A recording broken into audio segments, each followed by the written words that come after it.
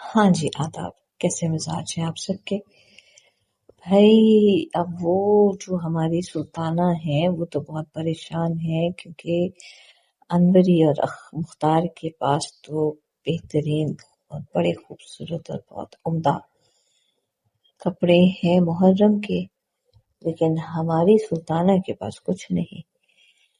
हम पढ़ रहे हैं काली शलवार और उसमें हम हैं दिल्ली में, और यहाँ मुहर्रम सर पे आन गया, लेकिन सुल्ताना के पास कोई कपड़े नहीं। देखिए वो क्या कहती है। सुल्ताना के दिमाग में मुहर्रम मनाने का ख्याल समाया हुआ था।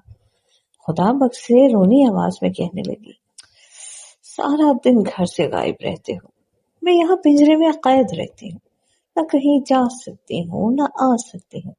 मुहर्रम सर पर आ गया है, कुछ तुमने उसकी फिक्र भी की है कि मुझे काले कपड़े चाहिए? घर में फूटी कौड़ी तक नहीं, कंगनियां थी तो वो एक एक करके बिक गई। अब तुम ही बताओ क्या होगा? यूं फकीरों के पीछे कब तक मारे मारे फिरोगे? मुझे तो ऐसा दिखाई देता है जैसे यहाँ दिल्ली में खुदा ने भी हमसे मुंह मोड़ लिया। मेरी सुनो तो कोई काम शुरू कर दो, कुछ तो सहारा हो ही जाएगा। खुदा बख्श दरी पर लेट गया, कहने लगा, पर ये काम शुरू करने के लिए भी तो थोड़ा सरमाया चाहिए। खुदा के लिए तुम ऐसी दुख की कभी बातें न किया करो, मुझसे अब बर्दाश्त नहीं होती। मैंने सचमुच अम्बाला छोड़ने में बड़ी सख्त गलती की, पर जो अल्लाह को मंजूर होता है वही होता है, और हो सकता है कि हमारी बेहतरी के लिए ही करता हो। क्या पता ये तकलीफें बर्दाश्त करने के बाद हम।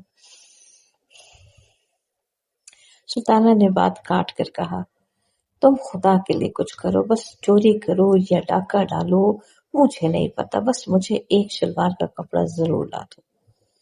मेरे पास एक सफेद बोरकी की कमीज पड़ी है, उसको मैं काला रंग दिलवा दूंगी। सफेद नेनू का एक नया दुपट्टा भी मेरे पास मौजूद है, वही जो तुमने मुझे दिवाली पर ला कर दिया था। ये भी कमीज के साथ काला ही रंगवा लिया जाए, बस सिर्फ एक शलवार की कसर है, सो वो तुम किसी न किसी तरह तो पैदा करो। देखो, तुम्हें मेरी जान की कसम है, किसी न किसी तरह जरूर ला दो।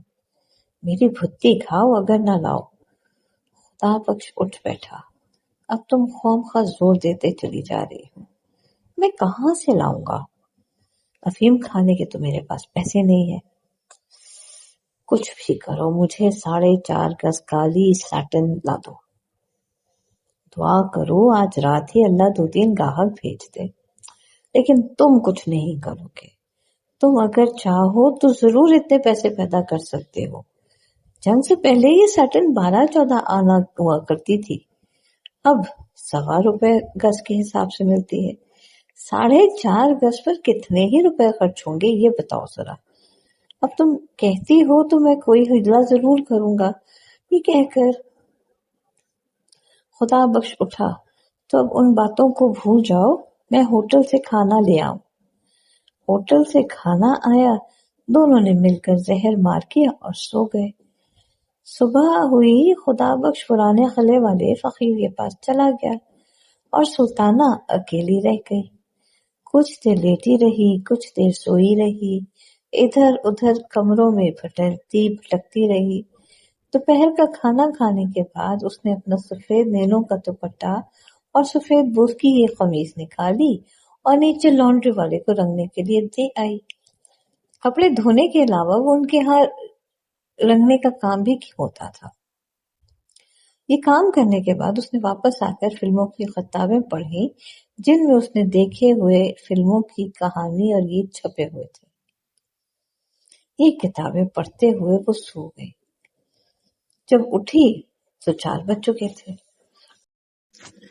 क्योंकि धूप आंगन में से मोरी के पास पहुंच चुकी थी, नहा धो कर फारिग हुई तो गरम चादर ओढ़कर बालकनी में आ खड़ी हुई। तकरीबन 1 घंटा बालकनी में आके खड़ी रही। अब शाम हो गई थी, अब बत्तियां रोशन हो रही थी। नीचे सड़क पर रौनक आसार नजर आने लगी। सर्दी में थोड़ी सी शिद्दत कम हो गई थी, मगर सुल्ताना को ये नागवार मालूम न हुई। वो सड़क पर आते जाते ग्राहकों और मोटरों की तरफ अरसे से देख रही थी। दफातन उसे शंकर नजर आया। मकान के नीचे पहुंचकर उसने गर्दन ऊंची की और सुल्ताना की तरफ देख मुस्कुराया। सुल्ताना ने गैर इरादी तौर पर इशारा किया और उसे ऊपर बुला लिया। जब शंकर ऊपर आ गया तो सुल्ताना बड़ी परेशान हुई कि उससे क्या कहे। दरअसल उसने आते ही बिना सोचे समझे उसे इशारा कर दिया था। शंकर बेहद मुतमईन था, जिसे उसका अपना घर है। चुनाचे बड़ी बेतकल्लुफी से पहले रोज की तरह वो गांव तकिए सर के नीचे रख के लेट गया। जब सुल्ताना ने देर तक उससे कोई बात ना की तो उसने कहा, तो मुझे 100 दफा बुला सकती हो और 100 दफा ही कह सकती हो कि चले जाओ। मैं ऐसी बातों पे कभी नाराज नहीं हुआ करता। सुल्ताना शिशु पंच में गिरफ्तार हो गई। कहने लगी, नहीं बैठो, तुम्हें जाने को कौन कहता है। शंकर इस पर मुस्कुरा दिया। तो मेरी शर्तें तुम्हें मंजूर हैं? है? कैसी शर्तें? सुल्ताना ने हंसकर कहा, क्या निकाह कर रहे हो मुझसे? निकाह और शादी कैसी? ना तुम उम्र भर किसी शादी करोगी ना मैं। ये रस्में हम लोगों के लिए नहीं है। छोड़ो इन फजूलियात को, कोई काम की बात करें। बोलो क्या बात करूं? तुम औरत हो, कोई ऐसी बात शुरू करो जिससे 2 घड़ी दिल बहल जाए। इस दुनिया में सिर्फ दुकानदारी ही दुकानदारी नहीं, बात भी कुछ बहुत है। सुल्ताना ज़हनी तौर पर अब शंकर को कबूल कर चुकी थी। कहने लगी, साफ साफ कहो, तुम मुझसे क्या चाहते हो? जो दूसरे चाहते हैं। उठकर बैठ गया। तुम में और दूसरों में फिर फर्क ही क्या रहा? तुम में और मुझ में कोई फर्क नहीं, उनमें और मुझ में जमीन आसमान का फर्क है। ऐसी बहुत सी बातें होती हैं जो पूछना नहीं चाहिए, खुद ही समझना चाहती हैं। सुल्ताना ने थोड़ी देर तक शंकर की इस बात को समझने की कोशिश की, फिर कहा, मैं समझ गई। तो कहो क्या इरादा है? शंकर उठ खड़ा हुआ और हंसने लगा। मेरा नाम शंकर है। ये नाम भी अजीब ऊटपटांग होते हैं। चलो अब अंदर चले। शंकर और सुल्ताना दरी वाले कमरे में वापस आए तो दोनों हंस रहे थे, न जाने किस बात पर। जब शंकर जाने लगा तो सुल्ताना ने कहा, शंकर, मेरी एक बात मानोगे? शंकर ने जवाबन कहा, पहले बात बताओ। सुल्ताना को छींप सी गई।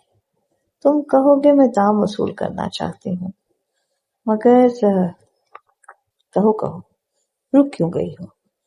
सुल्ताना ने जुर्रत से काम लेकर कहा, बात यह है कि मुहर्रम आ रहा है और मेरे पास इतने पैसे नहीं कि मैं काली शलवार बनवा सकूं। यहाँ के सारे दुखड़े तो तुम मुझसे सुन ही चुके हो। कमीज और दुपट्टा मेरे पास मौजूद था, जो मैंने आज रंगवाने के लिए दे दिया है। शंकर ने ये सुनकर, तुम चाहती हो कि मैं तुम्हें कुछ पैसे दे दूं जो तुम ये काली शलवार बनवा सको? सुल्ताना ने फौरन ही कहा, नहीं, मेरा मतलब ये है कि अगर हो सके तो तुम मुझे एक काली शलवार दिलवा दो। शंकर मुस्कुराया। मेरी जेब में इत्तेफाक ही से कुछ होता है। बहरहाल मैं कोशिश करूंगा। मुहर्रम की पहली तारीख को तुम्हें ये शलवार मिल जाएगी। बस अब खुश हो गई? सुल्ताना के बुंदों की तरफ देखकर शंकर ने कहा कि बुंदे तुम मुझे दे सकती हो। सुल्ताना ने हंसकर कहा, तुम उन्हें क्या करोगे? चांदी के मामूली से बुंदे हैं, ज्यादा से ज्यादा 5 रुपए के होंगे। इस पर शंकर ने कहा, मैंने तुमसे बुंदे मांगे हैं, उनकी कीमत नहीं पूछी। बोलो, देती हो? ले लो। ये कहकर सुल्ताना ने बुंदे उतार कर शंकर को दे दिए। इसके बाद अफसोस हुआ, मगर शंकर जा चुका था। सुल्ताना को कतई यकीन नहीं था कि शंकर अपना वादा पूरा करेगा, मगर 8 रोज के बाद मुहर्रम की पहली तारीख को सुबह 9 बजे दरवाजे पर दस्तक हुई। सुल्ताना ने दरवाजा खोला तो शंकर खड़ा था। अखबार में लिपटी हुई चीज उसने सुल्ताना को दे दी और कहा, साटन की शलवार है, देख लेना, शायद लम्बी हो। अब मैं चलता हूँ। शंकर शलवार देकर चला गया और कोई बात उसने सुल्ताना से ना की। उसकी पतलून में शिकने पड़ी हुई थी और बाल बिखरे हुए थे। ऐसा मालूम होता था कि अभी अभी सोकर उठा है और सीधा उधर ही चला आ रहा है। सुल्ताना ने कागज खोला। साटन की शलवार थी, ऐसी ही जैसी कि वो अनवरी के पास देख कर आई थी। सुल्ताना बहुत खुश हुई।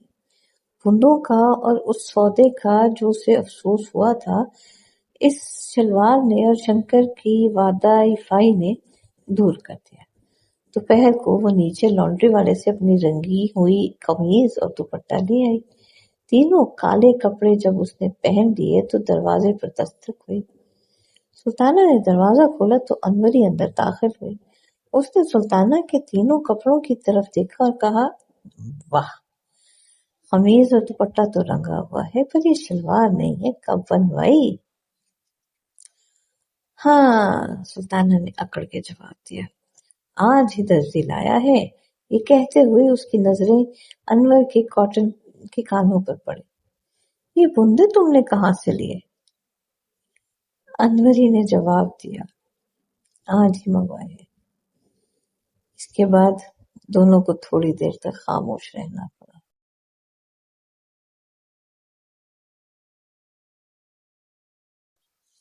कुछ समझ में आया? नहीं समझ आया?